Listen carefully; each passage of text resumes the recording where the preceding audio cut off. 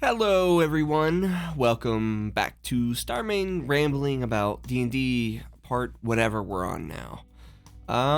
As you can tell from the video, I am going to go over all the feats today, which are in the new Eberron Forge of the Artificer book, which are mainly just all of the Dragonmarks. Though Eberron is my favorite campaign setting based on pure vibes alone, Arcane Trains, the Mournlands, freaking Sharn or whatever the big city is called that you can throw an entire campaign in and never leave. Lord, Eberron is just really, really, really cool. All the art and across the Eberron books has been just amazing. I enjoy a lot of the storytelling. I mean, they got halflings riding dinosaurs, man. Like, it's just, Eberron's just a cool setting.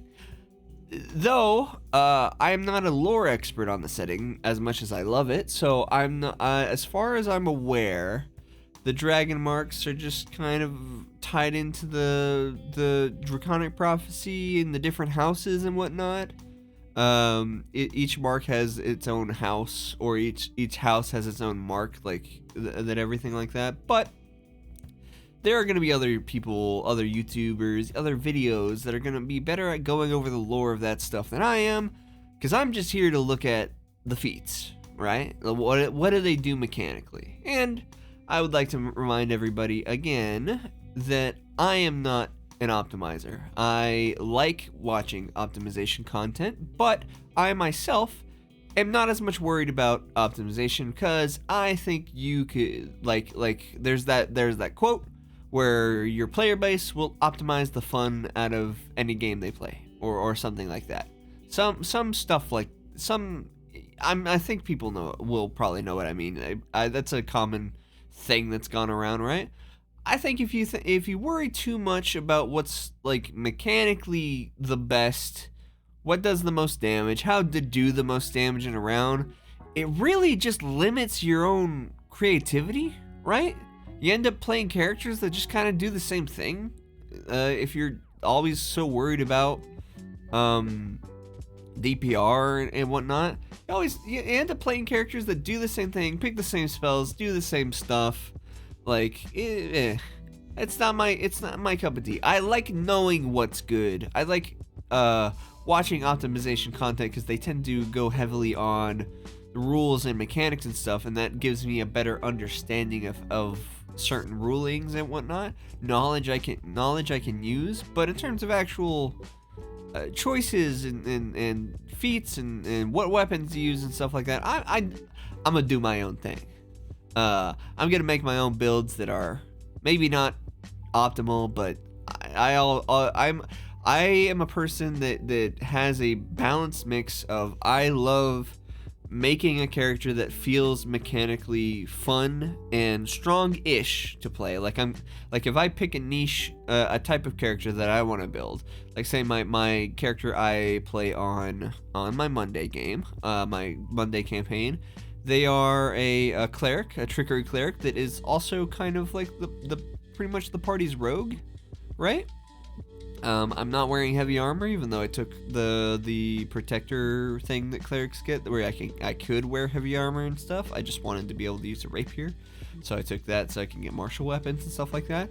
That cleric is definitely not as good as other character options at being the party's rogue, but like that's just how I wanted to make them. And so all my character choices, all my spell choices, all my like feat selections are based around that core principle of, I'm a cleric that is doing rogue stuff, but I have not yet taken any levels in rogue, right?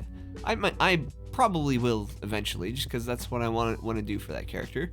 But as of right now, they are a completely full class cleric that has good stealth, have good dexterity, they can lockpick, they got proficiency and all the stuff that I would need as a rogue, and they do, and the trickery spell list lets me do rogue stuff my way, pass without a trace and visibility and etc. I even took magic initiate on that character, with a background selection, so I could pick up silent image to kind of lean more into the trickery stuff. But like that is most certainly not the optimal way to play a cleric, as far as I know from watching optimization content. That's what I mean, and that's what I mean. I like making my own builds that fit the character's vibe. I am a mix of making a character that feels strong within the niche. It feels fun and strong within the niche that I want to make them. I want to make them the best they can be at what that I can make, or what I think is fun.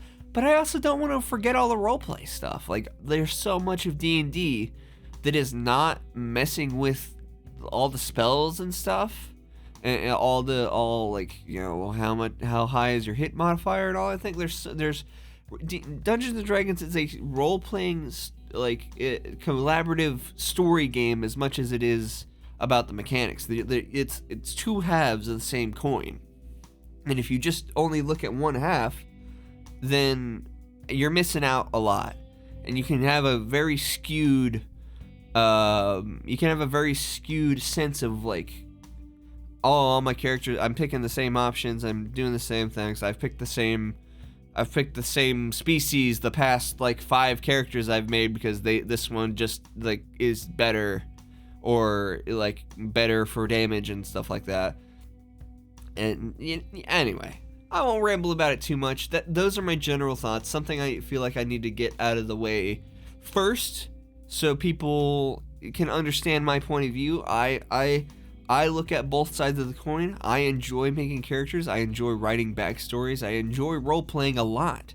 But I also enjoy like all the mechanics and stuff. That's why I love D&D so much, because I feel like as a system, it gives me enough mechanical depth that I can make character builds and stuff like that, and they don't feel inconsequential. I feel like I'm really making choices, whereas some more narrative, less mechanic systems that are around the place, I don't get the same vibe. I like having my system to be crunchy enough that I can like do stuff. No, but people can play their own games. I'm not. This is just my point of view. I like my system just the right amount of crunchy, like that I can make character options. I can build craft. I can theory craft builds and stuff like that, without just knowing that the actual mechanics of what my character can do are way more loosey goosey. So it's just like whatever. Anyway, ramble aside. I'm gonna get on to actually seeing all of the Dragonmark feats, because that's pretty much all there is here, is just Dragonmarks. And the Dragonmarks are interesting. They are interesting. I am gonna do this a little differently that I have from the other video where I went all the feats. I just kind of like went over them in order. But I feel like because all the feats and all the general feats are just upgrades of each other, except for Potent Dragonmark and the Epic Boon. I'm gonna go from Aberrant Dragonmark to Greater Dragonmark, and I'm just gonna do that the whole way down. So I'm gonna be clicking a lot and swapping the pages. But I'm gonna have the page here. If you want to just read anything longer, you can always pause. And if you don't have access to the book yet, you're welcome to just pause and see what it is. That's why I've made this as big as it is on the screen, so you can see. But anyway, to actually get on to stuff, first up we have the Aberrant Dragonmark, which is going to give us Aberrant Fortitude, Aberrant Magic, and Aberrant Surge.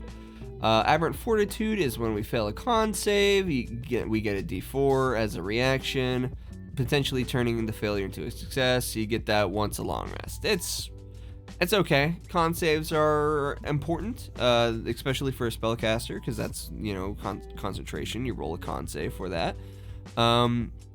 But it's definitely solid. Solid to have. You can potentially roll and because you can take a reaction. You can look at how far you failed, right? Concentration isn't, depending on how much damage you took, right? can be a pretty low roll. It just usually, depending on at lower levels, it's just getting below a 10, right? Or above a 10, I mean. You just have to get above a 10, and then you're good and to keep concentrating. So if you, depending on what number you roll, you can make the executive decision that, can I use my reaction to take the chance that this D4 is going to give me what I need. But yeah, Aberrant Fortitude's okay. It's just fine. Aberrant Magic is, one cancel your choice from the Sorcerer spell list, and you gain one spell from that spell list as well. You have that spell prepared.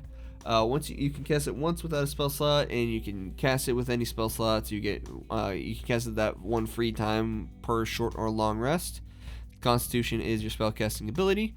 That's fine too. The Sorcerer spell list is not too bad. There's a lot of good things on there. There's stuff like shield. I believe sorcerers get shield. Yeah.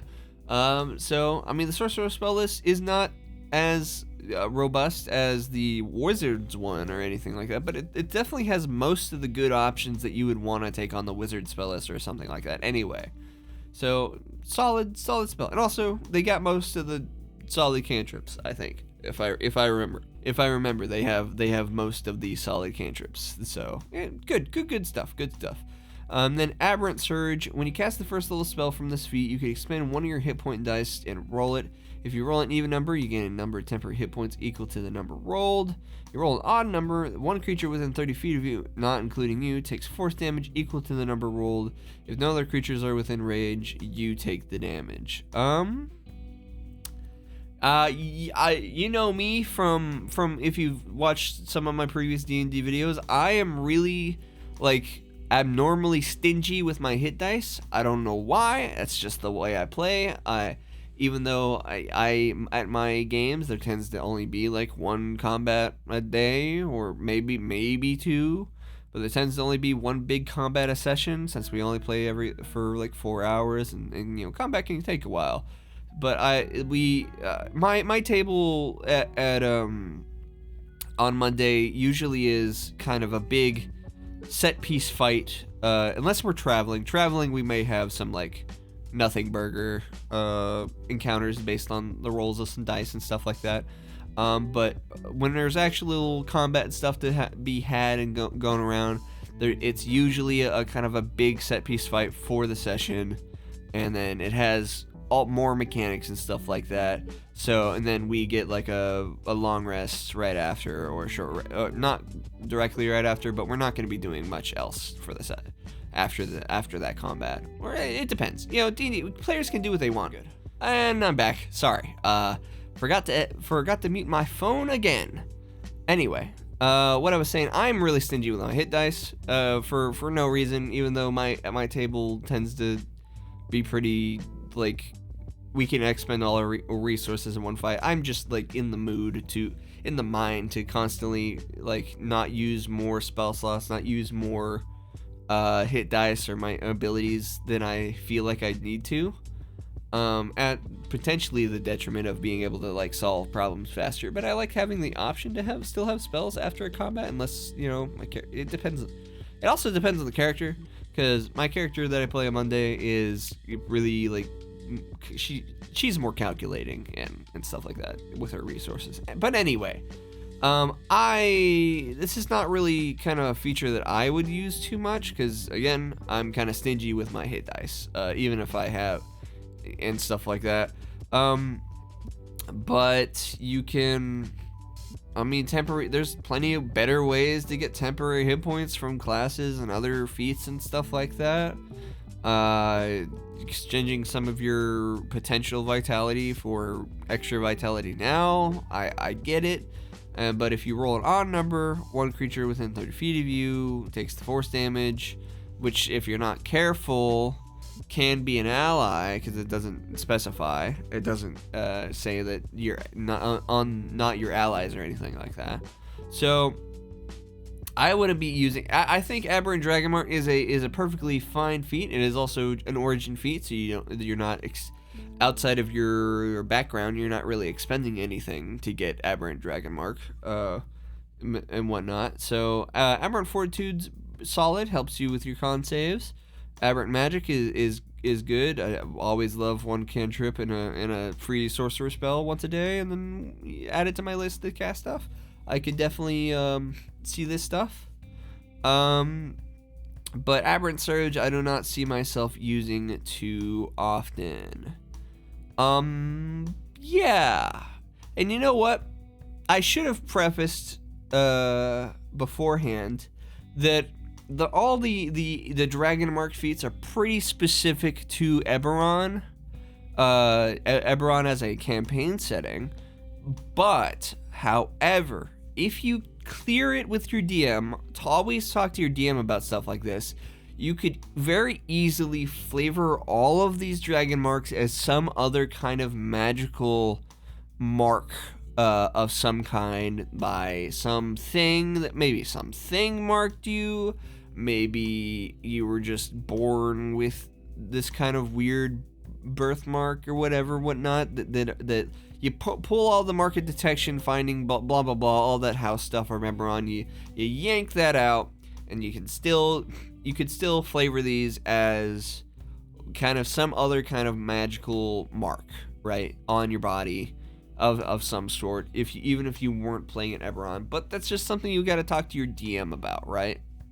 Because they're very campaign setting. They're very specifically Eberron.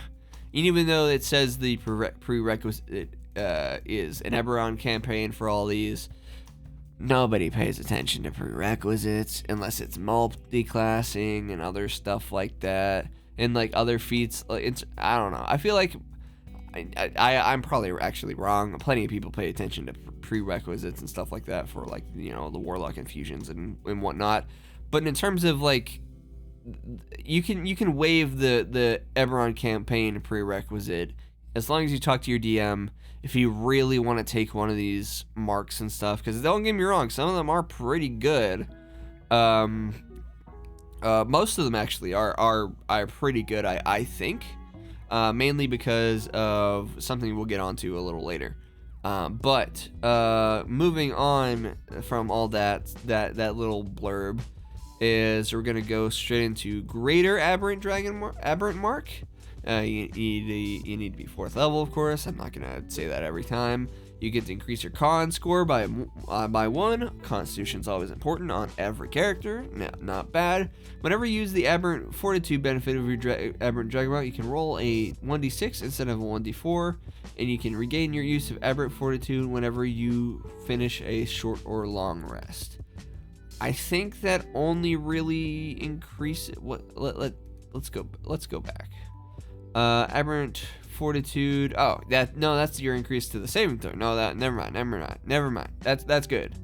Getting a potentially bigger boost to your con saves for concentration and stuff like that. Not bad.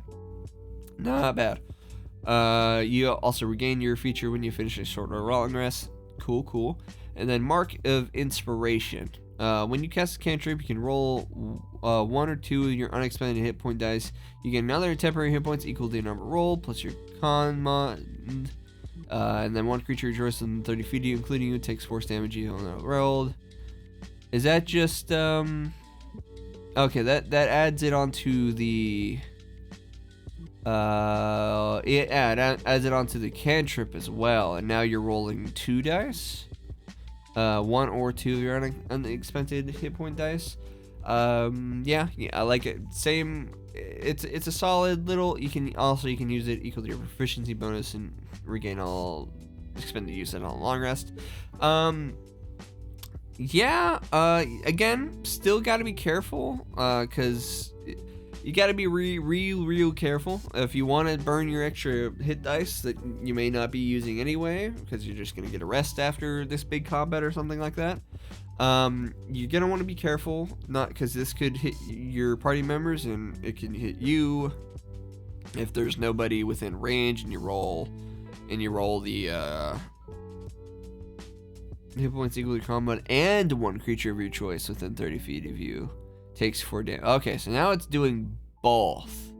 So you actually aren't really rolling anymore on whether it gives you the temp hit points or the damage. So, I mean, that makes it consistent, but that also still makes it almost even more dangerous, because now that it's doing both, you have to throw the force damage on somebody. One creature of your choice within 30 feet of you. It has to be a one creature, right? So if there's nobody else around, if there's nobody else, no enemies are around whenever you use this, then like you're just gonna be hitting with one of your party members. So yeah, meh. Aberrant Dragonmark is interesting. Greater Aberrant Dragonmark is interesting. But it's okay. It's alright. It's fine. I don't know if I'd spend a feat on it myself. I'm not sure if I would take Aberrant Dragonmark, and then Aberrant Greater Dragonmark, myself. Maybe on the right character, because if I want something from the Sorcerer spell list, I might do it. It's possible. I definitely think I might take Aberrant Dragonmark, but I don't know if I'd upgrade it to Greater Aberrant Dragonmark myself, honestly. Even with the D6 and stuff, meh. Anyway, on to the first other mark is Mark of Detection. And this is why, I'm just going to go straight into it. This is why I think that at a base level, all of the Dragonmarks are pretty good, is because the spells of the Mark feature, and they all have this, is you have the spellcasting or pack magic class feature. These spells on the Mark of Detection spells are added to that feature's spell list, right? So with all of the marks, you're gonna get a selection of spells all up to 5th level that are going to be added to your class's spell list. They're not going to be prepared, at least initially. I think there might be a feat later that we'll talk about that makes them all prepared. But we'll get to that when I get to it. But they are added there, and depending on what class you're playing, all of these kind of spells, and we'll kind of go over it with each mark, may not be on that class's spell list, or generally. So detection is obviously pretty much just divination spells, or divination. That's an abjuration spell. Divination, arcane eye, legend lore. I like that. I love that all of the spell lists are thematic. Again, when I was talking about the alchemist yesterday, or not yesterday. Yesterday was Thanksgiving, or actually no, that it would be today. No, there's no video today of me recording because I went into a food coma as soon as I got home and just like crashed out after filling my belly full of Thanksgiving stuff. But what was I talking about? Oh, right, I remember. God, such a massive brain wet moment. Anyway, like I was talking about the alchemist when I recorded that video, I much rather have on features like this, on subclasses like some classes that have spell lists like this, and the Dragonmarks. I much prefer that the spell list they pick is thematic over strong, right? Over mechanically powerful. Don't get me wrong. I'm sure that there were probably better options to pick for some things like that could be better. But the market detection is all about like finding information and stuff like that. So having a bunch of divination spells makes perfect sense, and I will not change a damn thing. And how good they are is going to depend on the person, but you know, I like the spell lists here, even if some of the marks are not fantastic. But anyway, on to the rest of the feature. You have deductive intuition and magical detection, and then you get the spells on the mark. I already talked about spells on the mark, and then all of the marks are gonna have this deductive intuition thing. They're kind of all copies of each other.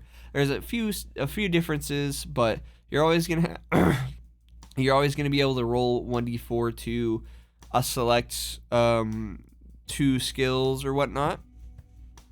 So for detection, it's investigation and insight. You can roll a d4 to add the number to roll to the check.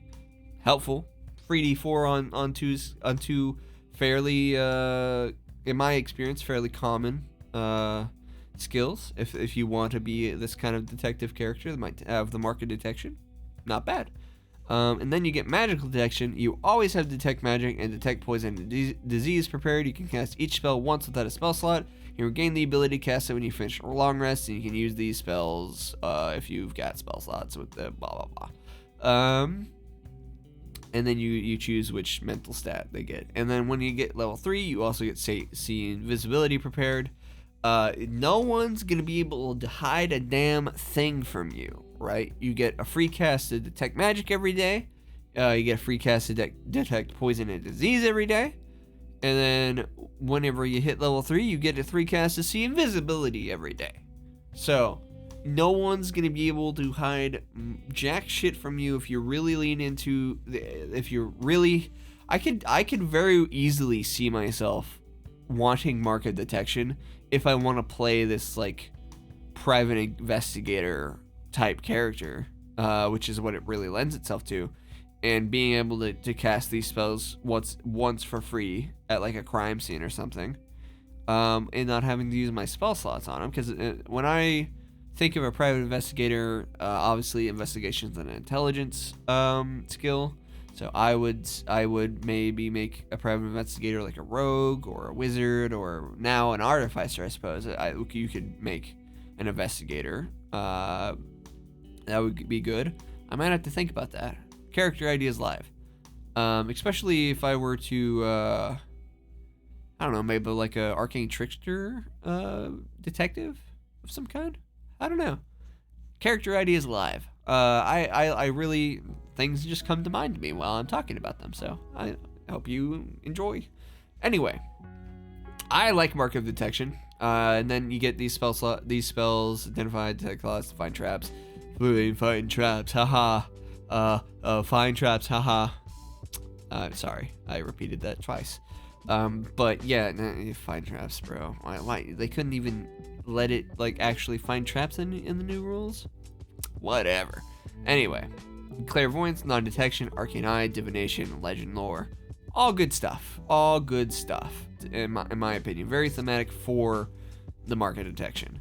On to the greater mark of detection, however, is you get the following benefits: ability score increase. You get increase to any one of your ability scores, which is pretty fucking good, pretty fucking solid, right?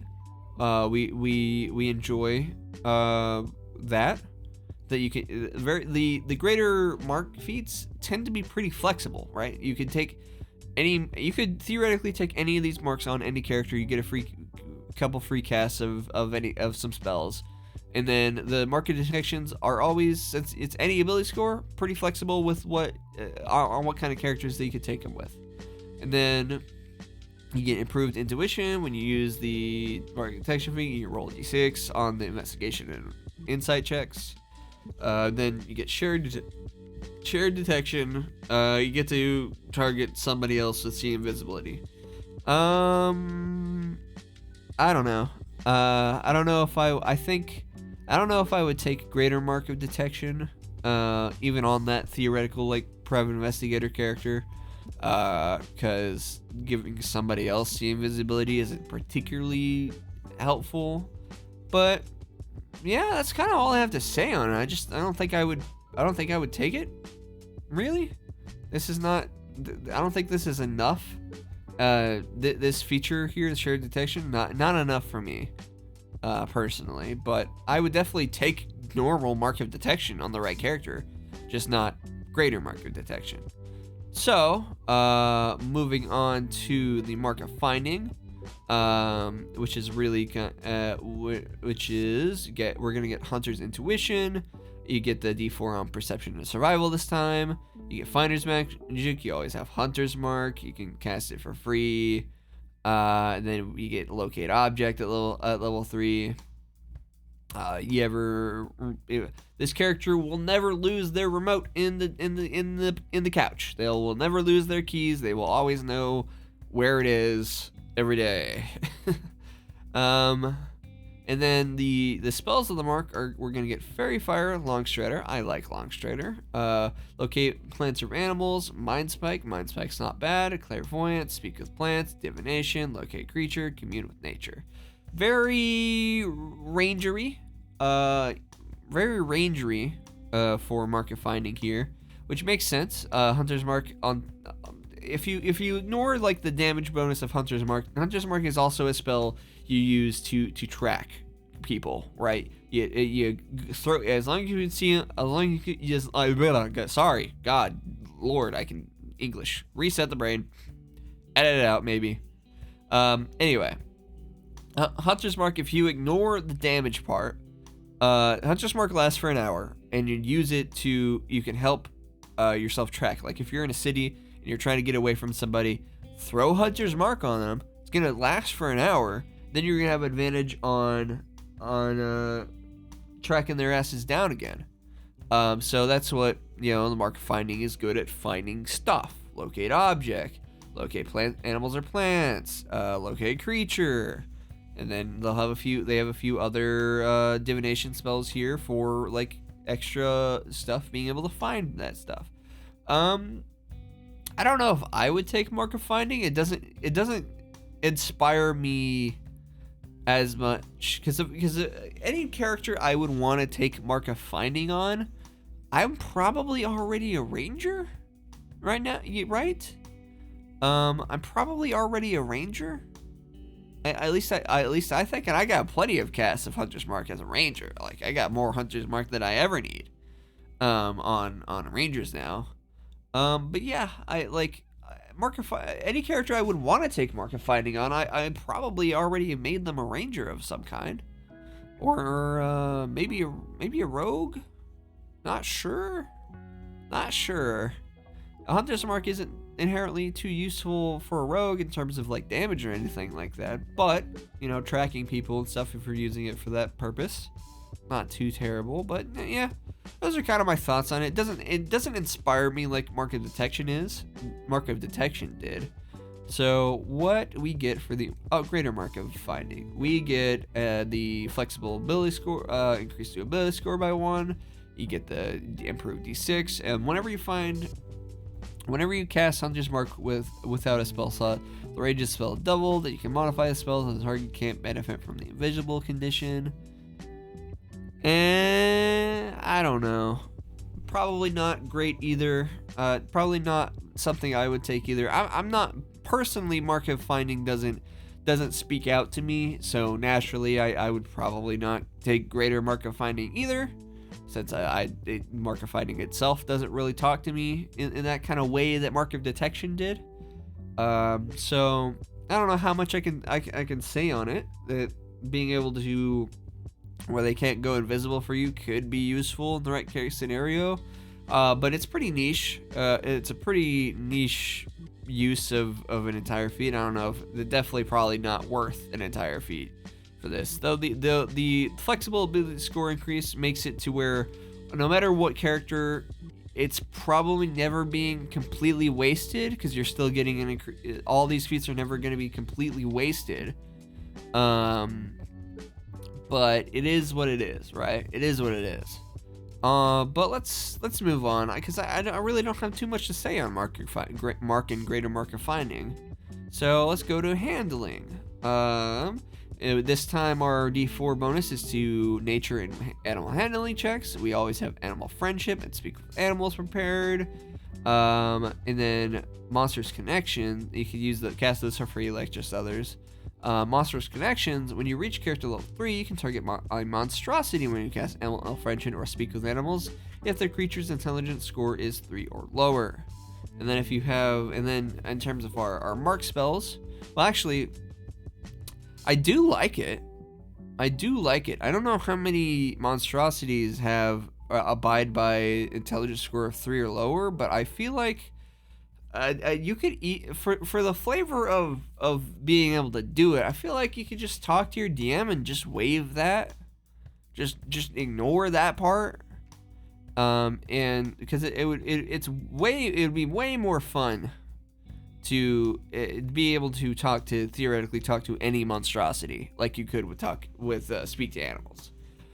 So I think if I were a DM or if I was thinking about taking Mark of Handling, which is very much a kind of like, I think Mark of Handling is the mark that those halflings that rode dragons from Eberron usually got. So very very focused on dealing with beasts, like Beastmaster type flavor here. And I really think if you were going to take Mark of Handling, I would talk to your DM to just kind of wave this here, because I think it would create way more interesting interactions and stuff in game if you could just throw animal friendship and speak with animals on any monstrosity, right?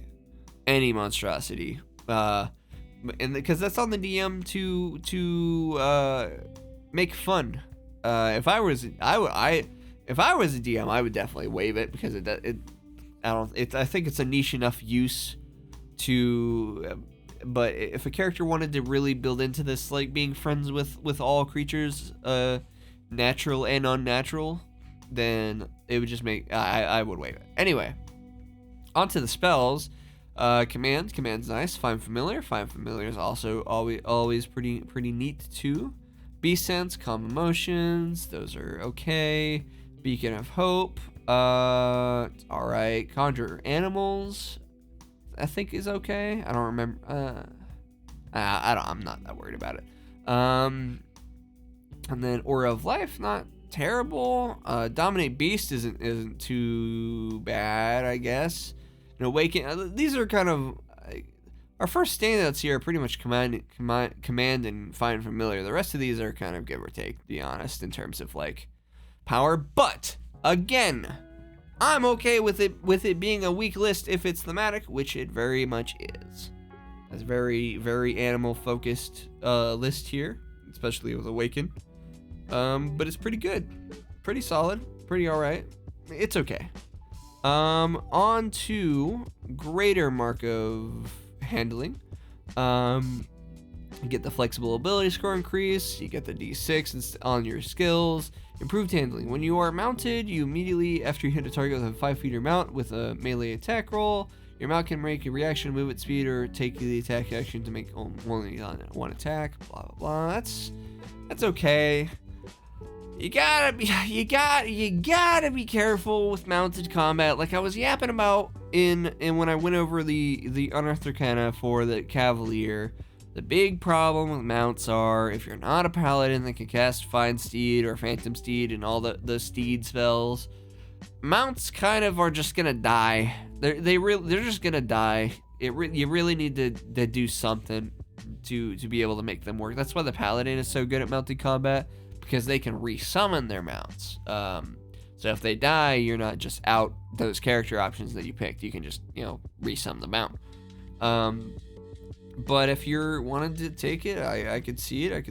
Then you have Subdue Animal. As a magic action, you can exert a command over one beast or monstrosity you can see within 30 feet of yourself. The target must succeed a wisdom saving throw. Wisdom plus your... even though I wish this was just on... It makes sense that the DC is your wisdom modifier, because, yeah. Or to have the... Or they have fright, and then if they fail to save, they have the frightened condition as they'll start their next turn. I can use this proficiency bonus times. Niche. I wish it was something other than frighten here. I wish this was some other more creative effect than just frightening the creature. Like if you you could temporarily. Like kind of like I wish it was more kind of like a charm person effect on beasts and monstrosities, where you could turn them friendly to you. They would just have advantage on the roll if you were in combat with them and stuff like that. But that could have been led to more interesting things than just throwing the frightened condition on them. It's like it's Subdue Animal. I don't know if I really want to be making this creature scared of me, right? If I were to be a character with Mark of Handling, like I would care about creatures of some sort. I don't know if I want to make them frightened of me. That seems But yeah, those are kind of my thoughts on it. Marker finding and handling definitely aren't speaking to me like detection did. So let's just move on to Mark of Healing. We get just on medicine this time, and herbalism kit, I suppose, for the D4, and then we get Cure Wounds. You can cast it once with a spell slot. And then when we reach level 3, we always have lesser restoration. Dear Lord, I can English, I promise. Spell prepared, you can cast it the same way.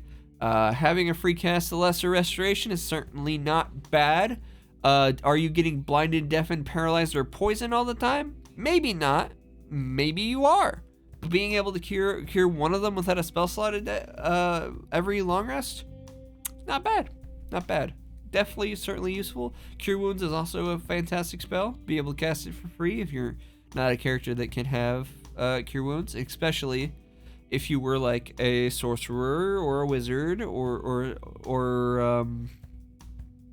I don't know, maybe like a Eldritch Knight or an Arcane Trickster or something that you don't get access to Cure Wounds and a few of the things we'll talk about down here. Mark of Healing could be very strong for that kind of character to broaden out their spell list a good chunk, because normally the only weakness of the wizard spell list is it basically has very, very, very few healing spells. I think pretty much just life transference and maybe one other that I'm forgetting, but it's always healing at a cost of some kind. Whereas, clerics and stuff just get Cure Wounds and stuff. But if you were a wizard with Mark of Healing, like you were like a doctor, like an intelligence doctor, even though medicine is a wisdom skill, you can build a character around that where you're just intelligent and wise, and you can have good intelligence and wisdom. Is that good for optimization? Probably not. But I'm more here for flavor and thematics and just kind of figuring things out. But anyway, on to the spells on the mark. We get False Life and Healing Word. Healing Word is fantastic. False Life is okay. Arcane Vigor, which is you can use your spending dice to heal yourself. Use unexpected hit dice, which is it's an okay spell. And you know me, I'm stingy with my hit dice, and this also takes a second level spell. I don't know if I'm taking Arcane Vigor. But Prayer of Healing is a good out of combat healing spell. Aura of Vitality is a pretty fucking good spell too. Or I like Aura of Vitality. I like to take it a lot whenever I see it available, because 2d6 hit points every round is not terrible. You can use it out of combat too to do some pretty good healing as well. Mass Healing Word, all good too. Aura of Life is okay. Aura of Purity is okay. Yeah, you get advantage on a lot of saves against conditions. And then we have Greater Restoration here. Not bad. Greater Restoration is good spell when you need it. So I do like Mark of Healing. I could definitely see myself taking Mark of Healing on that theoretical character that I'm thinking of, like that is like a wizard or something, or artificer or something that's like a doctor, like went to medical school and whatnot, the fantasy equivalent of medical school, I suppose.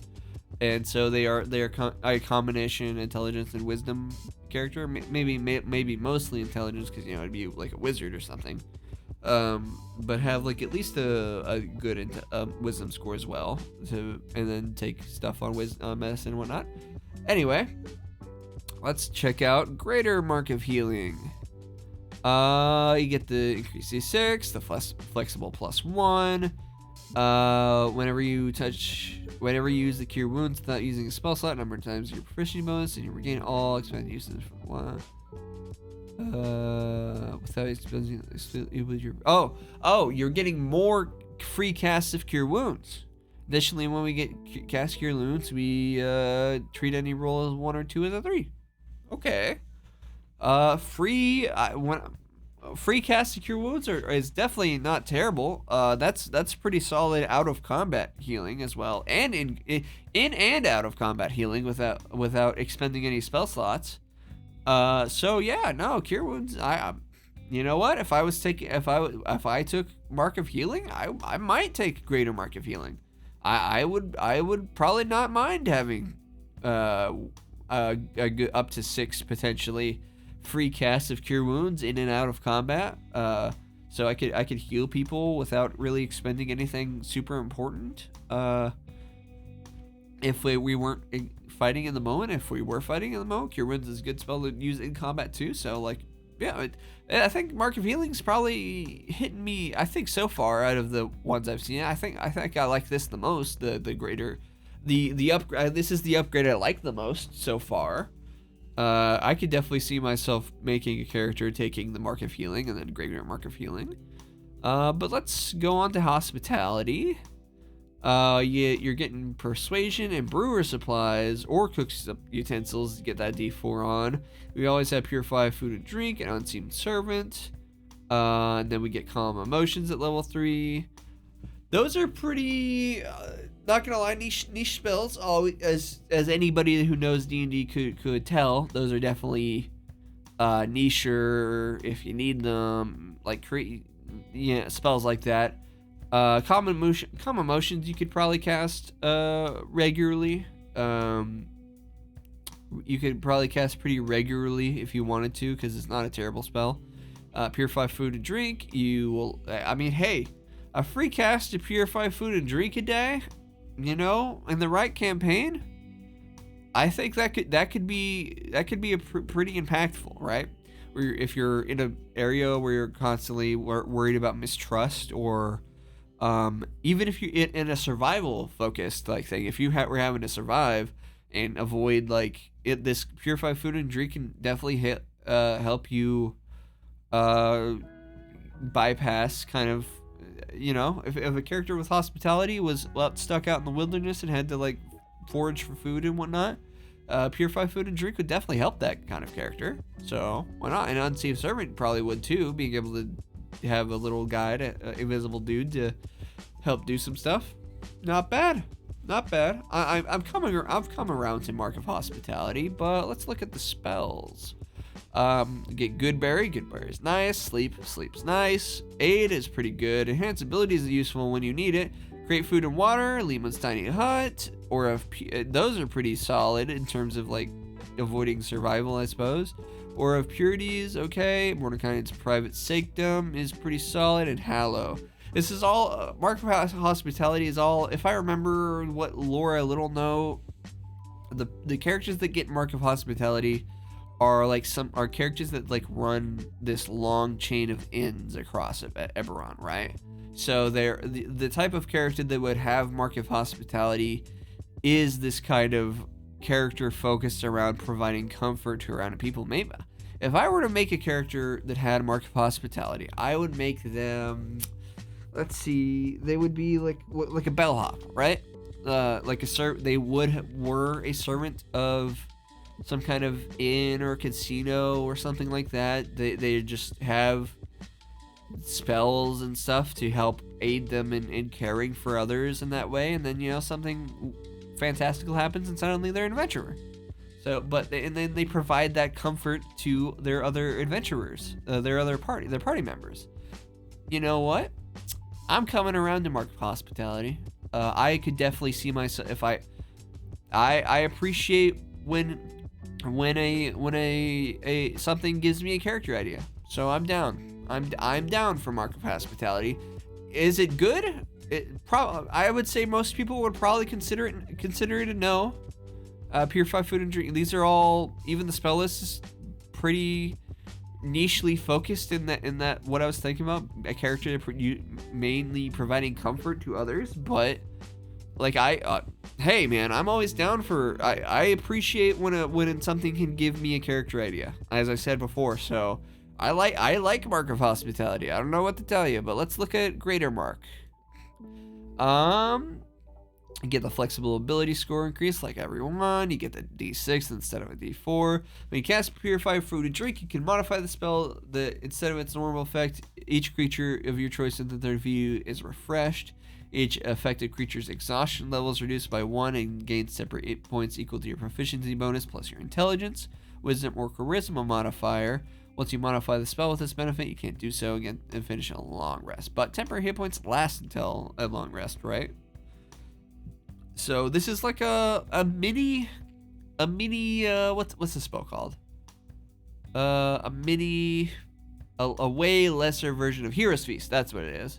A way lesser version of Hero's Feast. I don't know if maybe if I was a character making this character that was like a bellhop or a servant of some kind that had like minor magical abilities and whatnot, then I might take Greater Mark of Hospitality to really lean into that character. So because then I'm for sure.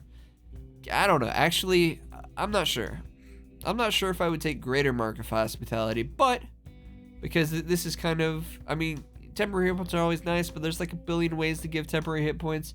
Reducing a creature's exhaustion level is good whenever you need it, but you could always just get to the next. You could always just help people get safely to the next long rest, and it'll probably be okay. But yeah, I mean, it doesn't. Greater Mark of Hospitality doesn't really give me anything to think on.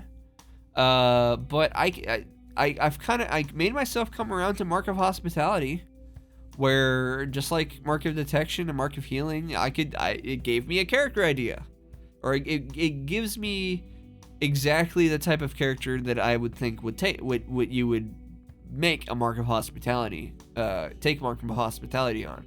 I feel like that could be unique because everybody's probably going to take, if they're going to take the Dragonmarks, they're probably going to take the stronger ones, the stronger spell list. But I feel like you could definitely be unique here in this kind of specific flavor. But it speaks to me, right? But it depends on who you are. So let's just move on to the Mark of Making. If I remember, this is the mark of the house that created the Warforged, I think. So they're D4s to Arcana and Artisan's tools. Not bad. Bending cantrip, always nice to have. And we always have the magic weapon spell prepared. Not terrible. That's a early +1 magic weapon to anybody. Fair enough. And it's a level 2 spell that you're getting for free. But they're not getting, I guess they don't get a second spell because they're already getting Mending and Magic Weapon prepared. Thematic 2 Mark of Making, which is theoretically like an Artificer's mark here. The Artificers already get the Mending cantrip for free. Anyway, onto the spells of the mark, we get Identify and Tetris Floating Disc. Well, always good to have somebody that can cast Identify, Continual Flame, and Spiritual Weapon. Free Spiritual Weapon on a character that might not already have it. Sure. Conjure Barrage is pretty good. Conjure Barrage is a solid spell. Elemental Weapon, why, man, I don't know. I feel like Elemental Weapon, the D4 really bothers me about Elemental Weapon. It's a 3rd level fucking spell, and all you give me is a +1 and a D4. I don't know, man. Elemental Weapon always bugged me for like, why didn't they just give it I don't think it would have been too terrible if you had made it a D6. I would have taken it if it was. I would take Elemental Weapon sometimes if it was a D6. Anyway, Fabricate is alright. Stone Shape is okay, and Creation very thematic. Again, I'll take a spell list that's thematic over just like picking the strong options anytime. I feel like that's more creative. Lends more to finding creative uses for these things rather than just having strong options by default. Getting Magic Weapon once a day for free. It's Magic Weapon's a non-concentration spell, so certainly doesn't hurt to cast it all the time, or to cast Magic Weapon all the time. It will not hurt you, and it's not expending anything too terrible. So interesting. Let's see what Greater Mark of Making it does. You get the flexible ability score increase. You get the D6 to your stuff. And then when you use the spell set benefit of your Mark of Fate, you cast magic weapon with that spell slot, you can treat it as the 3rd level version. When you cast spell slot +2 with level 3 increase. Oh, okay. So it upgrades it from a +1 to a +2. Sure. It only works on non-magical weapons. So you can't add on the magical weapon only works on non-magical weapons, so you can't add the +2 onto anything that's not magical already. But if you were to theoretically take this at level 4, not bad, and not bad. I don't know if like I see it. I see the flavor of it. I see the flavor of Mark of Making. I think Mark of Making is giving me the same thing with Mark of Finding, right? Any character that I would take Mark of Making on Mark of Making like reads to me like if I were to take this, I would want to be an Artificer, right? I would want to be an Artificer, but I already get these things for an Artificer. I'm already gonna get the Mending Cantrip for free, so it doesn't do anything for me. But it gives me the same thing. Or if I would want to make a character based around this flavor, I would probably just already be an Artificer. So, there's not much I can think of to talk about it too much other than that. So, let's just move on to the Mark of Passage. We get a 5-foot speed increase. Not bad. Hey, if you pick the right species, and also Mark of Passage, 40 movement speed, right from level 1. Certainly. That, you know what? I already like Mark of Passage just on that one. And then we get Athletics and Acrobatics for a D4. Not bad. You know, those are common skills in my experience. Then we get Misty Step, and that's the only thing we get. Makes sense. It's fucking Misty Step.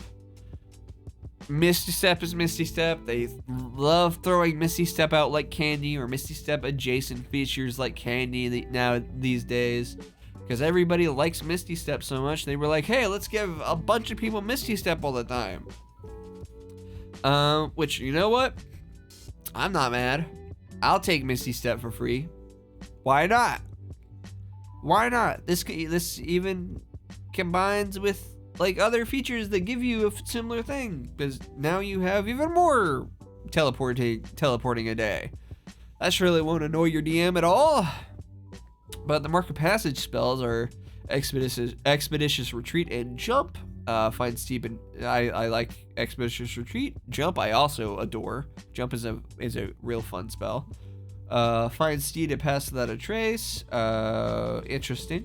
Find Steed. Oh, Phantom Steed too. Okay. Sure. Yeah.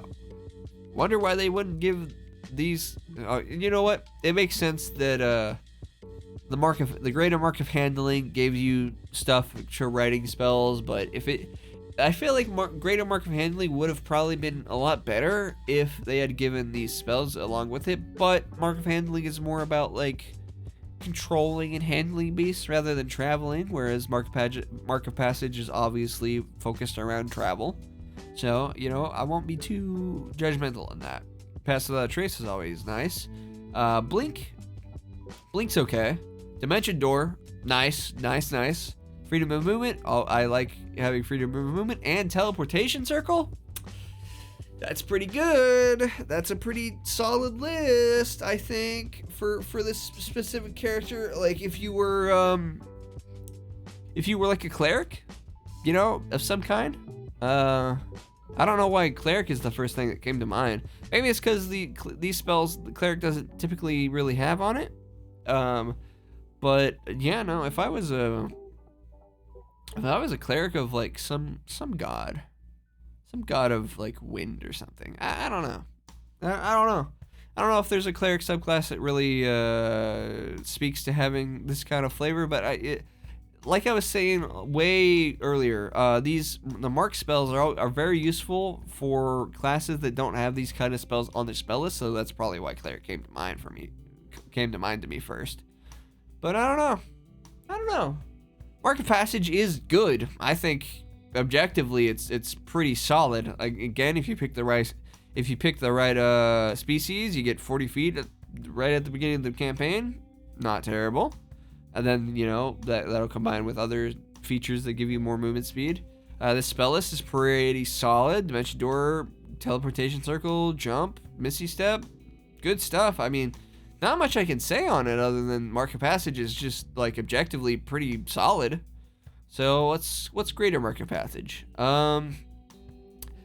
We get the flexible ability score, we get the D6, Mark of Passage and Misty Step. You can also choose up to 2 within creatures to see within 30 feet of you, or you teleport. Each creature can take the reaction to also teleport up to 30 feet to an unoccupied space it can see. You know what? One of my favorite spells is Vortex Warp. I love being able to control the flow of, positions of creatures or to help my allies position themselves. So yeah, on this kind of character that's focused around travel and traversal and stuff like that, you know what actually I think maybe a ranger, the right kind of ranger would Mark of Passage would be pretty solid on. Some kind of like a ranger. Rangers are all about wilderness and traveling through lands and stuff like that. So, and they get extra movement speed. So a ranger. Rangers already get, I think, some of these spells, but that's what's coming to mind to me. If I were to pick the right ranger that was all about this kind of stuff, maybe. I don't know. Like I said, one of my favorite spells is Vortex Warp, so I appreciate being able to throw other party members of mine around the battlefield. So Greater Mark of Passage is pretty good. I think I would take it, even though this is, because if you're gonna cast Misty Step eventually, probably, and then being able to take essentially being able to take 2 people with you when you Misty Step, that's not bad. But we'll move on to Mark of Scribing. We get our D4 to History and Calligrapher supplies. Okay. We get to know Message and Comprehend Languages for free. And then level 3 we get Magic Mouth. I could pass on Magic Mouth. I don't know. Yeah, Magic Mouth is definitely I like to preach about having not great spells as long as they're thematic, but it's hard for me to justify Magic Mouth because it's just niche spells of niche spells. Like a DM would like Magic Mouth. Would like Magic Mouth, but you know what? If it asks you to figure out how to use it creatively, then I'm down. But as for the spells, we get Command. Command's good. Illusory Script is kind of niche. Animal Messenger, kind of niche. Silence. Silence is a solid spell for shutting down enemy spellcasters. Sending. Hey. We sending messages is always nice. You might have some NPCs that you want to talk to, or get help from and stuff like that. Tongues makes perfect sense. Arcane Eye is good for scouting. Confusion is a solid spell, and Dream is okay. Very utility focused around obviously sending messages. You're a magical mailman essentially with this. So yeah, it's not Magic Mouth is really kind of bothering me. So I don't know if it's definitely not having anything come to mind in terms of like a character that would take Mark of Scribing. I mean, I joked about the Magic Mailman, but like, seriously, that's all I'm getting. So I'm just gonna move straight to the Greater Mark of Scribing. What do we get? Get the flexible ability score, get the D6, comprehend languages, encompass 3 willing creatures you see within 30 feet of you. They also get the best. Okay, so you're spreading comprehend languages around. I could see. Oh wait, hold on. In addition, for the duration of the spell, you can choose the code. You and the chosen creatures can communicate telepathically with each other while within 1 mile of each other. How long does comprehend languages last? An hour? You know what? I've come around to it. I was already going to defend it a little bit. It is a feat. A feat's not a small thing to take, but as I was saying, no matter what character you are, getting at least an increase to your ability score is helpful. So you can kind of give them some slack.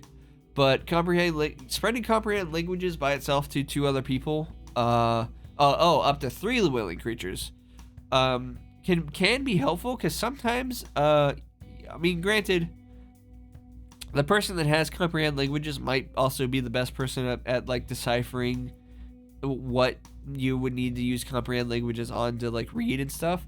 But being able to spread that narratively, being able to spread that to your party members, so everybody's on the same page of what they're talking about, what you guys are needing to understand or read, and being able to get those other characters' opinions like on the text itself could be helpful, actually. Now that I think about it, so because normally if you have to comprehend languages, it's just going to be that one character relaying the information, whereas they might, depending on how you shorten that or relay it, it could be I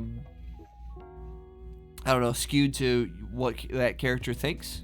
So I don't know, I like it. But also telepathic communication within 1 mile for an hour, that gives comprehend languages an even a more applicable more available use out of combat, or so you might want to cast this like once a day, being able to throw this out. Not bad. You know what? I kind of like Mark of Scribing better than the Greater Mark of Scribing better than Mark of Scribing.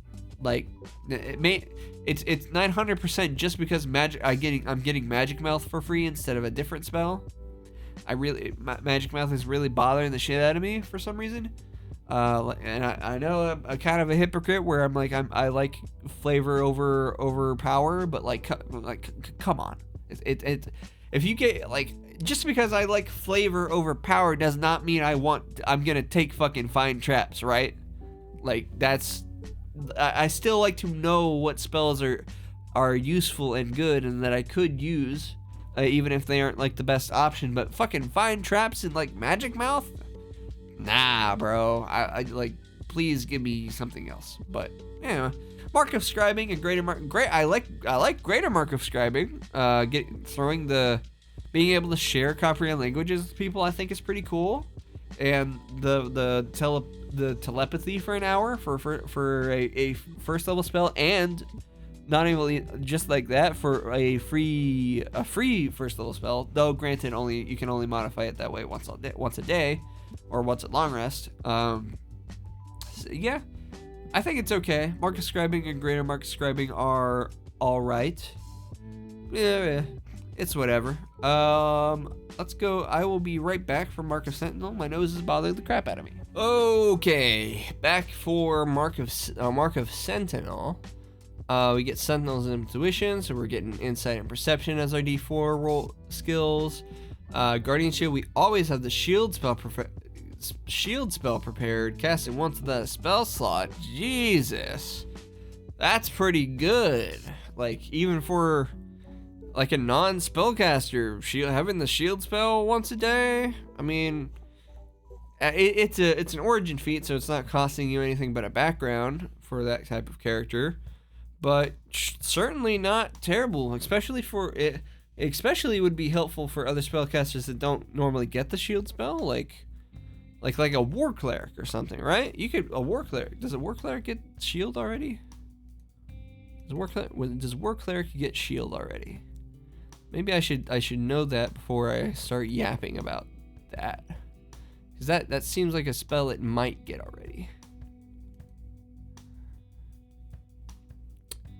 War domain. Nope, they don't. I'm safe. I'm not stupid. I'm not dumb. I'm not that dumb. Anyway. Yeah, no. Pretty solid. Like maybe, I could imagine a war cleric taking Mark of Sentinel. But we also get Vigilant Guardian. When a creature within 5 feet of you gets hit by attack roll, you can use a reaction to swap places with that creature. Get hit instead. Okay. Yeah, pretty much lending to like a character based around defending others, which is, makes sense for the Mark of Sentinel. And then for the spells of the Mark, we get Compelled Duel. Shield of Compelled Duel is a spell for me. It's cool. It's for flavor and stuff like that, but for me, I don't. Even if I was a paladin, I'd probably just save my first level spells for like Cure Wounds or something, or smites, more smite spells. Shield of Faith. Shield of Faith is pretty solid. +2 to your AC, not bad. A lot of uhs. I apologize. Warding. We get Warding Bond. I don't like Warding Bond too much. Zone of Truth is okay. We get Counterspell. That's not terrible. Definitely not bad. Even though they changed Counterspell to be a saving throw now, still not good. Still pretty good. Protection from energy. Death Ward and Guardian of Faith. Death Wards are okay when you need it. If you were to able to get a free cast of Death Ward somehow, that would always be pretty solid. Guardian of Faith is I don't know about Guardian of Faith. I'm never really excited by Guardian of Faith because it's just not a great spell. Bigby's hand though, I'll take Bigby hand. Not bad. No, for the right character, Mark of Sentinel sounds pretty solid. War Cleric is coming to mind to me, like going through the being protective in that way. Yeah. Let's see what greater Mark of Sentinel is. Come on, click it. There you go. Get the flexible ability score. We get the D6 on our things. And when you use the Vigilant Guardian benefit of your Mark the Sentinel feat, you can also make one attack or weapon attack or unarmed strike as part of the same reaction.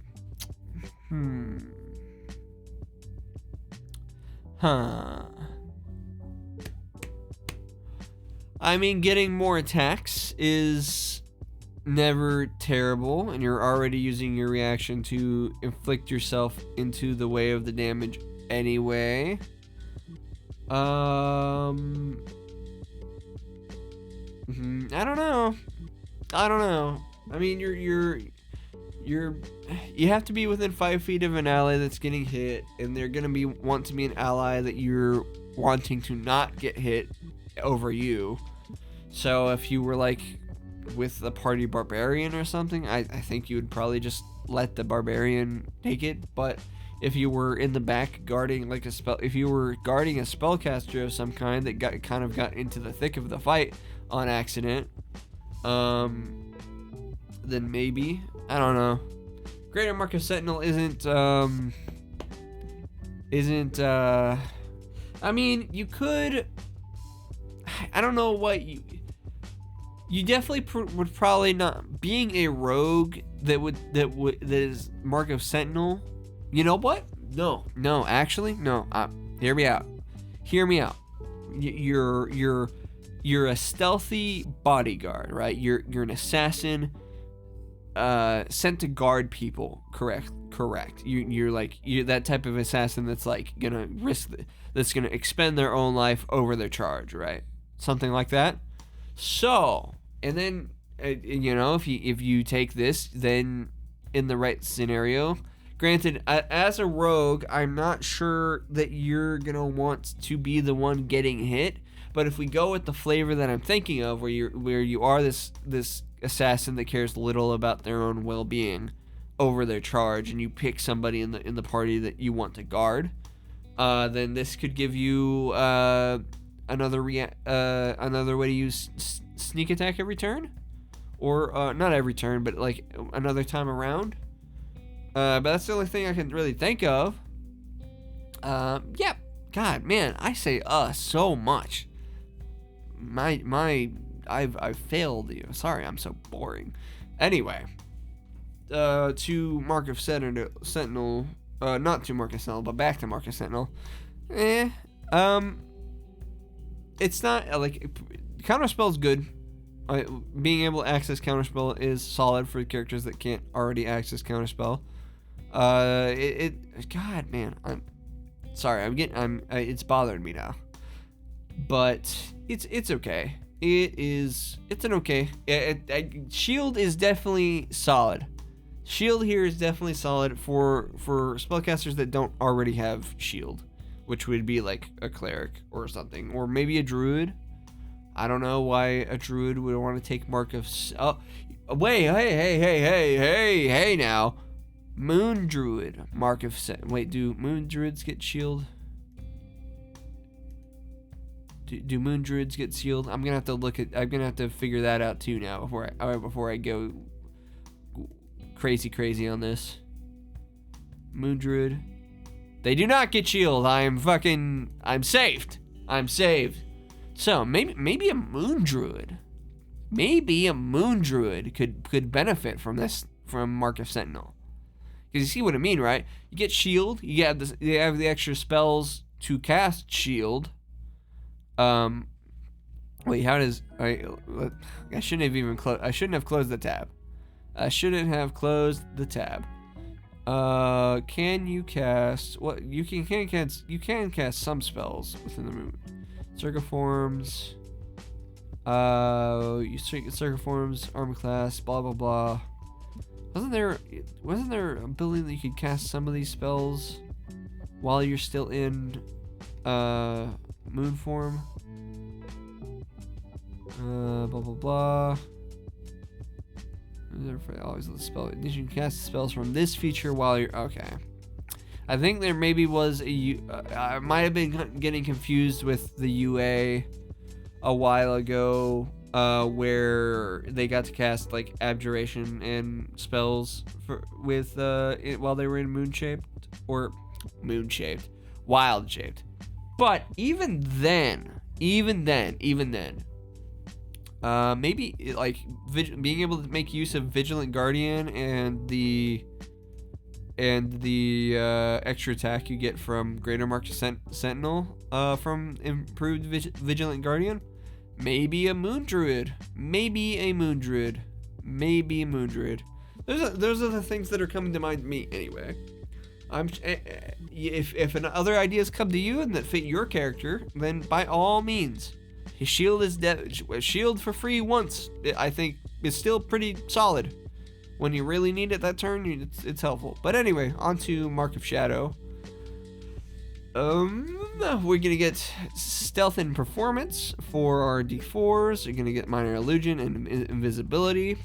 Expected. And then spells of the mark are disguise self, silent image, darkness, pass without trace, clairvoyance, major image, greater invisibility, hallucinatory terrain, and mislead. Very thematic to what exactly I would think. I like disguise self. I like me illusion spells. Darkness is a give or take. You got to be careful not to disrupt your party too much with darkness. Pass without trace is nice. I do, again, major image. I like illusion spells. It lends me to a lot of creative choices and whatnot. Greater invisibility is good. Hallucinatory terrain, again, I like illusion spells for the third time. And then mislead's okay. Yeah, invisibility is once for free is pretty solid whenever you need it. Minor illusion's an okay cantrip. But I do like the spell list. It's very thematic to what you would assume the Mark of Shadow to do, so I can't knock on it too much. Not bad. I appreciate it. It's okay. But yeah. God, I say so much. I'm so sorry. Let's check out what the Greater Mark of Shadow is. God. Oh God.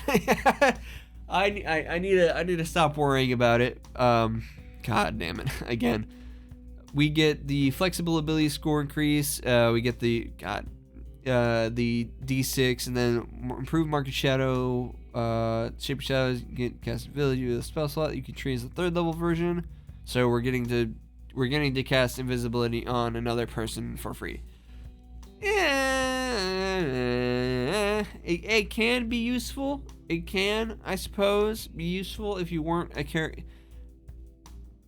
What makes sense to me is if you were going to be taking Mark of Shadow, then you would obviously want to be a stealth-based character. I'd imagine only a stealth-based character would probably take Mark of Shadow. So, like with this spell list, I'd be honest. If I had the ability to take this on my cleric, right? On my trickery cleric, I would have most certainly taken Mark of Shadow if I could have. Because granted, well, I picked up on that character. I needed to pick up True Strike, so maybe I don't know. For my cleric, my trickery cleric, I would have definitely taken Mark of Shadow, because then I would be able to prepare these other illusion spells and stuff to lean further into my thematic. But it's okay. I could theoretically still pick up Mark of Shadow if I wanted to, right? I could theoretically still pick Mark of Shadow if I wanted to pick it up. I would just have to talk to my DM about it. We'll.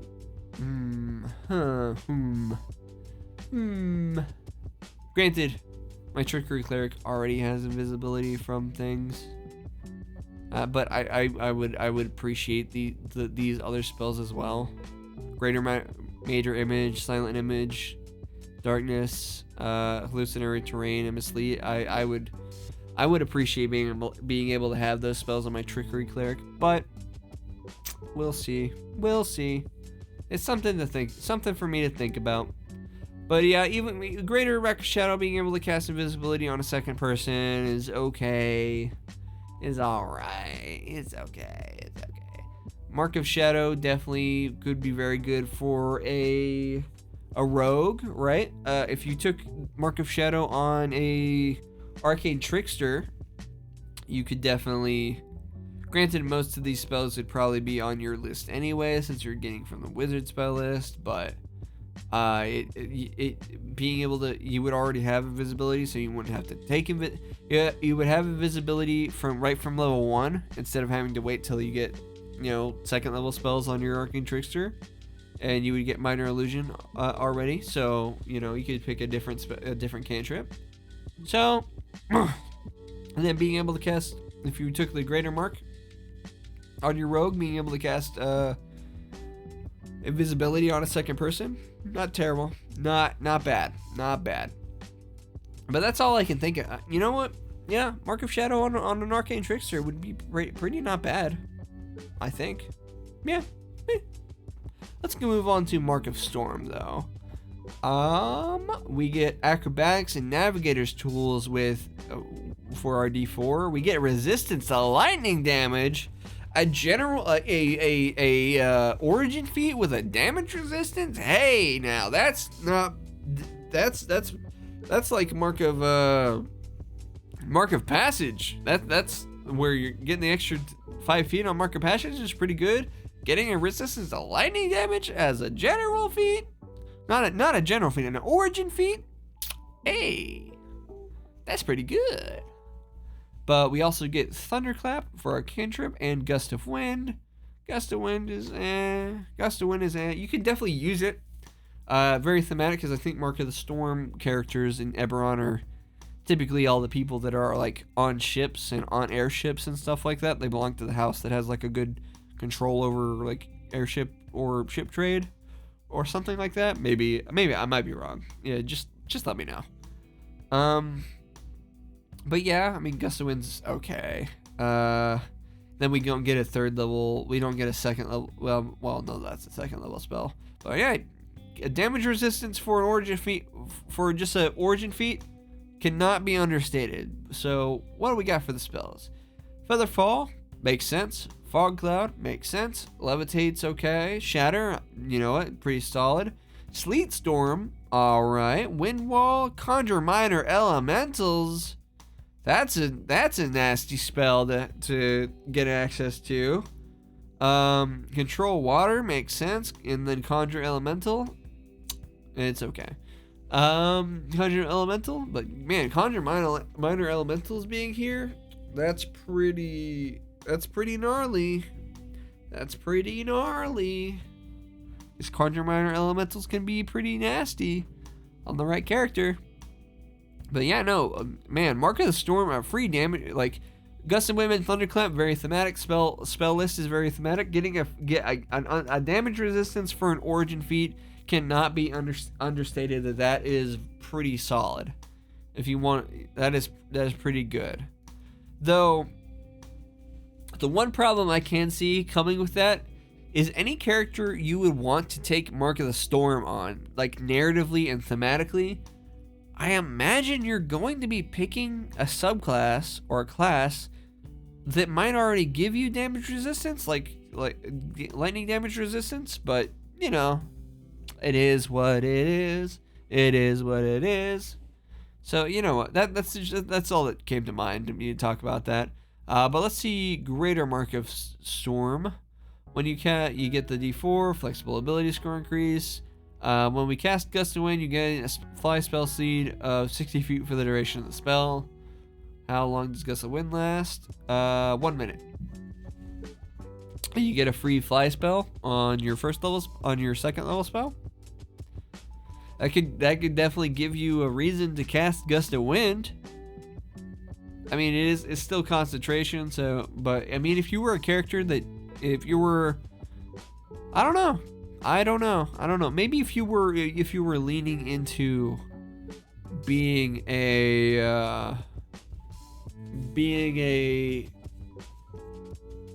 like a pirate or something, or like a sailor, but you weren't like a spellcaster, that could be pretty okay. I could see the thematic for that. Not bad. I don't know how much else I have to say about it. I mean, Flight's good. Flight attached to the Gust of Wind spell could certainly, at least once a long rest, certainly could give you a reason to cast Gust of Wind, because normally a Gust of Wind is kind of a niche spell. But I will take Gust of Wind over fucking Magic Mouth any day of the week from freaking Mark of Scribing. Jesus. But yeah, it's okay. Nothing too character specific is coming to mind like some of the other Dragonmarks, but let's move on to Mark of Warding, our last Dragonmark. Not the last feat I'll talk about, because there's a few. I still got an epic boon and another general feat, but let's see. We make an intelligence our D4 is on investigation and thieves tools. We always have Alarm and Mage Armor prepared. Cast it once for free. Hey. Not bad. Then we get, when we reach character level 3, we get Arcane Lock. Arcane Lock's okay. Like, you're probably not going to need... I'll take Arcane Lock over Magic Mouth. For sure. For real. I'll take Arcane Lock over Magic Mouth any day. But, I mean, you're making this use case of it is going to be pretty niche to the situation. But what about the rest of the spells? Armor of Agathis? Hey, that's pretty good. I'll take Armor of Agathis. Sanctuary, makes sense. Knock. Hey, we like Knock. Nistral's Magic Aura. Yeah, this is the one that kind of like fucks up divination spells. Glyph of Warding makes sense. Magic Circle makes sense. Lehman's Secret Chest, okay. Mordekaiser's Faithful Hound is alright. An Anti-Life Shell. I don't know. This is I like Armor of Agathis and if you like knock and stuff, but I don't know about the rest of the spell list here. It's not really very thematic, you know. They're pretty much all abjuration spells or spells to hide something or something like that, or to obscure of some kind, but not obscure in the same way as like stealth, but obscure in the same way as like keeping secrets and keeping things safe and stuff.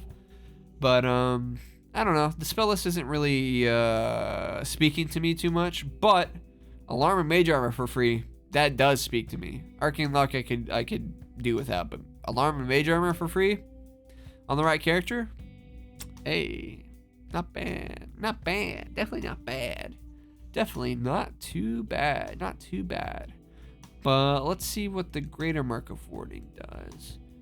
Flexible ability score, get the d6 on those skills.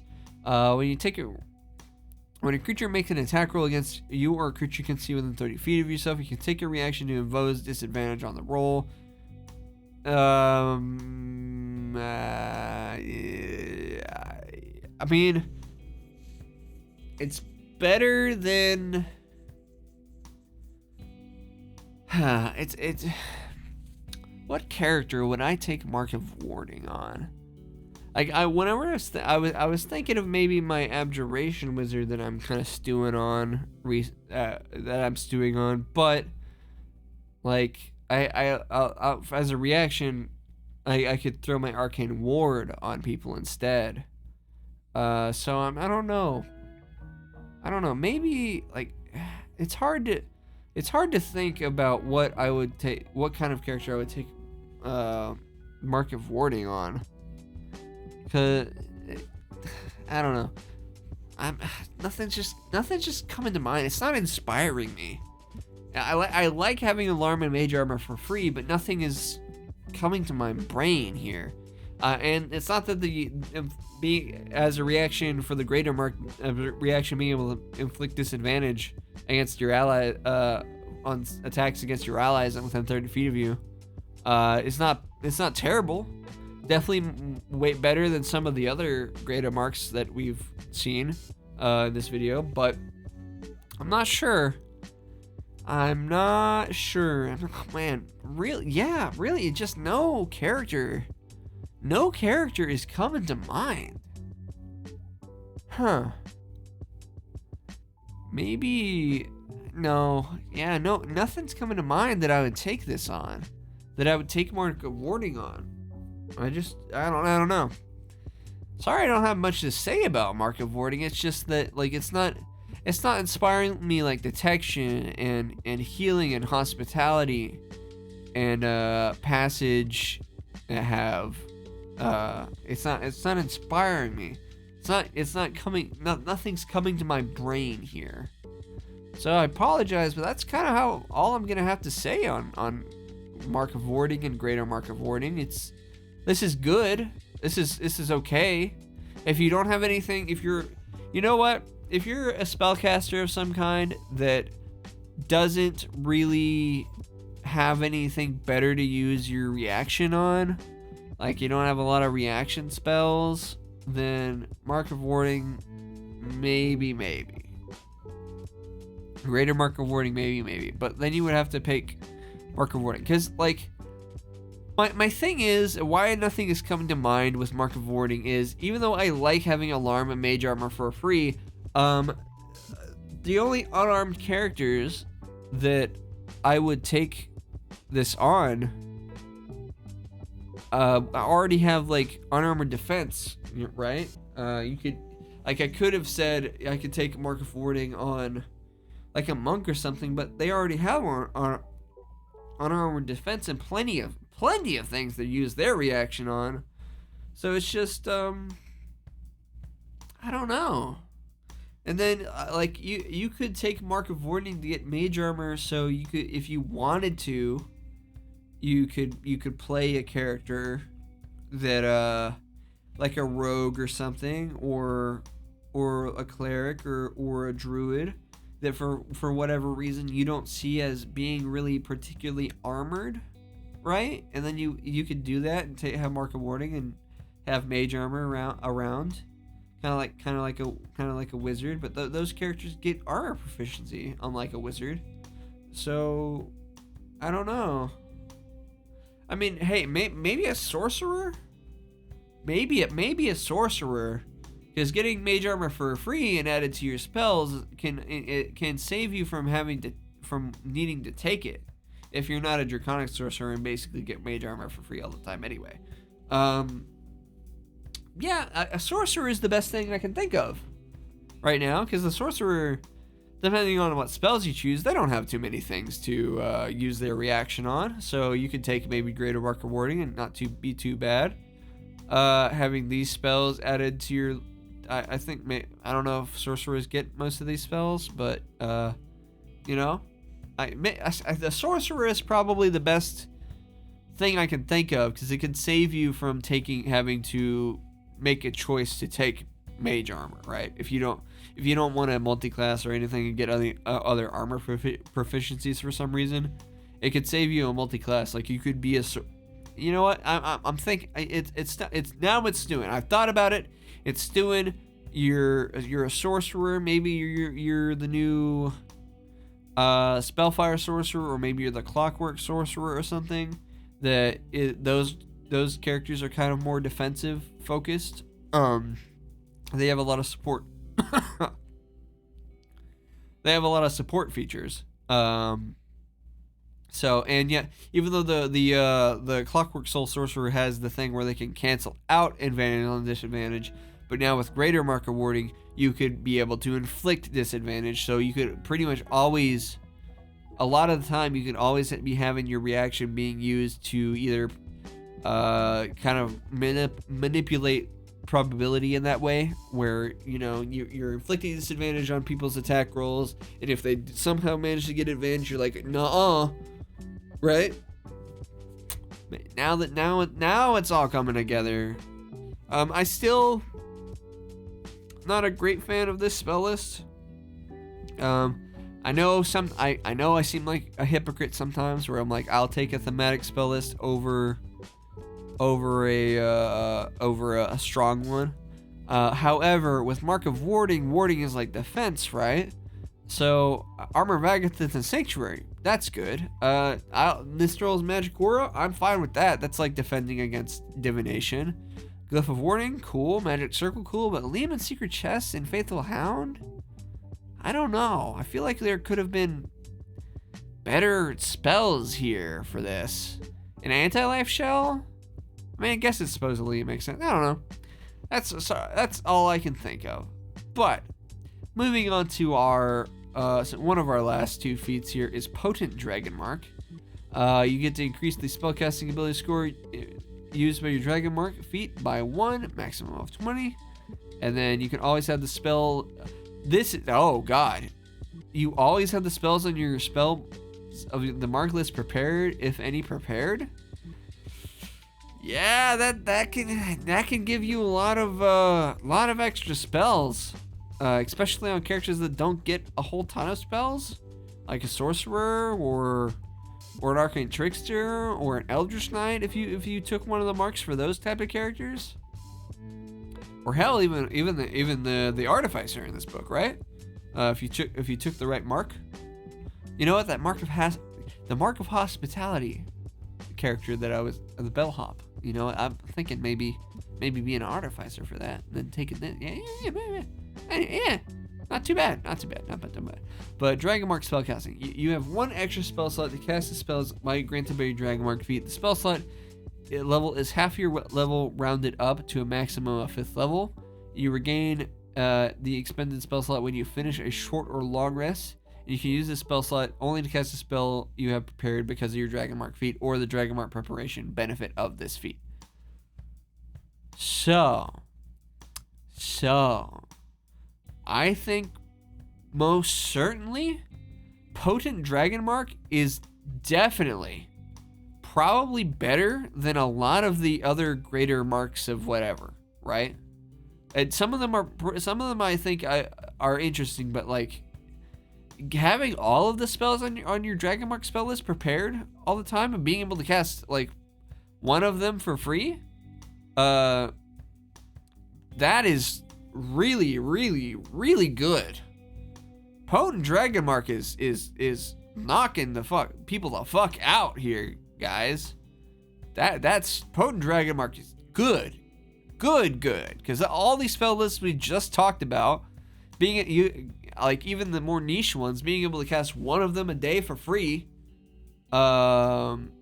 each short or long rest, man, that's solid. That's pretty good. Hey, that's pretty good. Potent Dragonmark is great. This is great. If I were to take any character with any of these marks, I would definitely be more interested. Like that private investigator character. I definitely would take Potent Dragonmark over Greater Mark of Detection. Like the Potent Dragonmark is, oh geez. No, this is solid. This is good. If your DM lets you take any of the Dragonmarks and you're interested in taking any of the Dragonmarks, I would seriously consider Potent Dragonmark over almost any of the Greater Dragonmarks. And you can always take the Greater Dragonmarks later if you wanted to. But man, Potent Dragonmark is going to be hard to beat as like the upgrade. I don't know if any of these that I talked about are necessarily good. Maybe Mark of Healing, the extra cure wounds a day for out of combat healing is pretty nice. But you could just take Mark of Healing later, the Greater Mark of Healing later. Otherwise you'd have all these spells prepared. Jeez, man. Yeah, God, Potent Dragonmark is freaking nice. But I mean, I don't got much to say on it other than that it feels really good. It feels really good because all the spells we just talked about on these spell lists are now just like you have them prepared, which could definitely help the versatility of like half casters like rangers and paladins and now artificers and the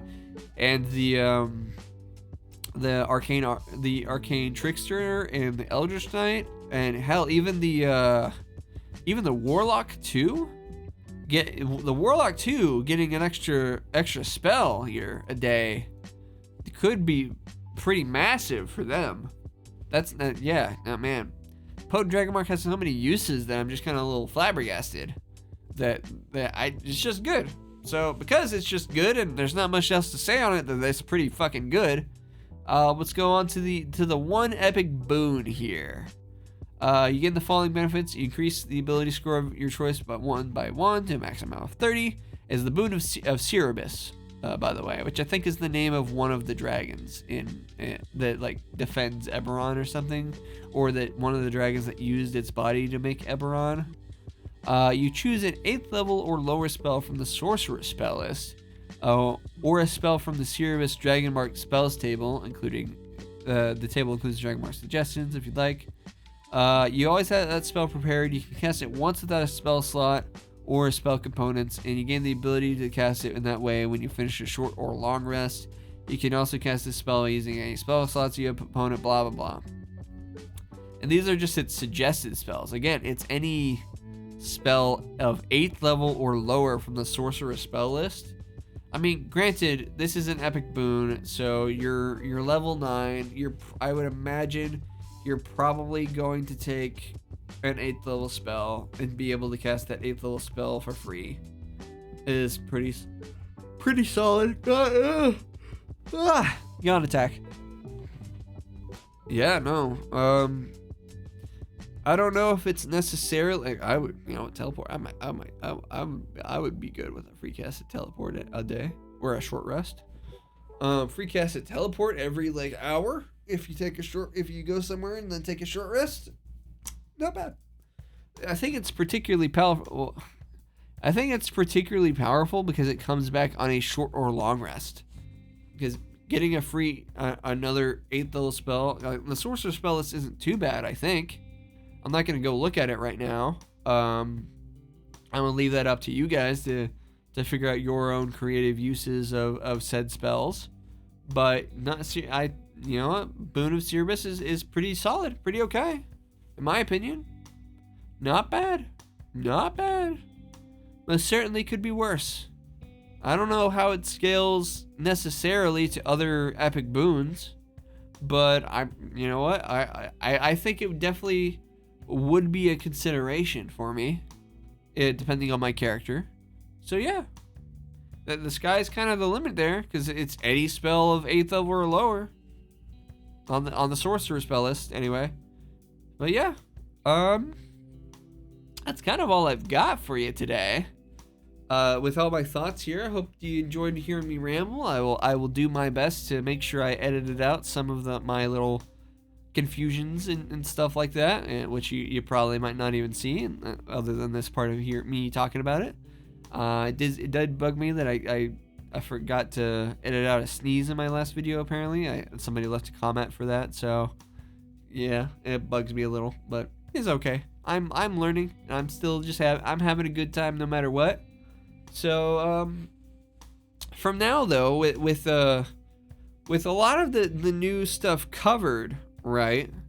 I've kind of I've made so many D&D videos recently because there's been just a lot of D&D news, and otherwise I've had my gaming stuff come out. I think maybe things might slow down a little bit from here, in terms of daily releases and stuff like that. I might still figure out how to maybe post like a short of my streams a day, so just have something posted every day, and set that up one day or anything like that. I'll figure it out. But there's still plenty of D&D stuff for me to cover that isn't like new content. I'm just covering the new stuff because it's new, right? So expect, I did get a request to cover the Bastion system, and I'm definitely down to do that. I'll probably just make a whole video. Hey, it might be my next video since I got a specific request for it. I might cover the entire Bastion system and cover all the special facilities, because on top of the special facilities that the base ones that you got, they added a bunch of new ones in the Forgotten Realms book based on the factions. That was kind of lost. I did not notice that until I was looking at some of the lore blurbs in there for my character that I play on Monday. And I noticed that they had special facilities based on those factions, and I was like, oh man, that's cool. And then in Eberron, they added Bastion stuff to have your Bastion be mobile, and more Bastion facilities, some of which are based on the Eberron houses and stuff like that. But hey, no prob. Look forward to, I suppose, my next video. I don't know if it'll be my next video that gets uploaded after this video, because I'm probably gonna worry about editing my gameplay on my stream after this. But next video, D&D video, is probably gonna be over the Bastion system, and then after which I'll maybe cover all the classes, like give everybody my takes on all the classes and their class features, just kind of like I did for the Artificer video. Just make a general review over classes and whatnot. So yeah.